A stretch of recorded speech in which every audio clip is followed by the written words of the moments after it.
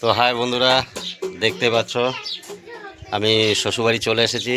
তো শ্বশুর আমার জন্য একটা বেস্ট জিনিস রেখেছে। তো জিনিসটা আপনাদেরকে আমি দেখাচ্ছি। সে কী বলবো, মানে সবচেয়ে একটা প্রিয় জিনিসই রেখেছে। তো সেটা আপনাদেরকে আমি দেখাচ্ছি।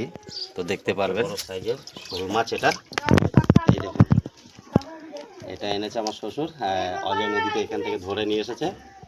তা মাছটা দেখতে পাচ্ছেন, কম করে এটা 3 কেজি তো হবেই। এরকম বড় শোল মাছ হয়তো আমি ধরিনি কোনো দিন। তো আজকে মাছটা ধরলাম, ধরে দেখলাম প্রায় 3 কেজি হবে।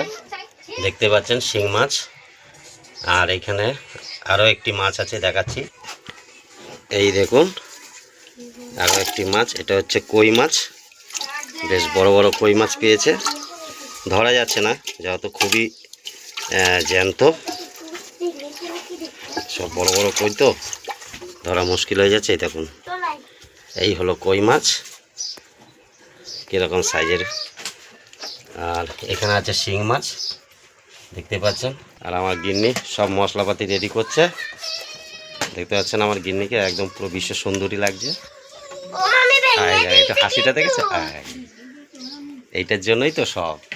দেখতে পাচ্ছেন এখন যাচ্ছে, রেডি হয়ে যায়। সব শুকনো লঙ্কা নিয়েছে, ভুত ঝাড়াবে। এই যে এই যে এই হলো কি শাক বলে জানি না, কিরকম সাদা সাদা রান্না করেছে। লালতে শাক হয়নি, এখনো হয়নি। এখানে পেঁয়াজ আছে। এই আরেকজন দেখে নাও, বাহ। এই যে এই যে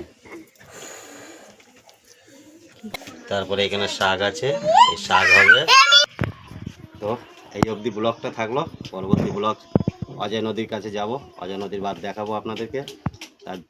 তার জন্য আপনারা প্রস্তুত হয়ে থাকুন। নমস্কার।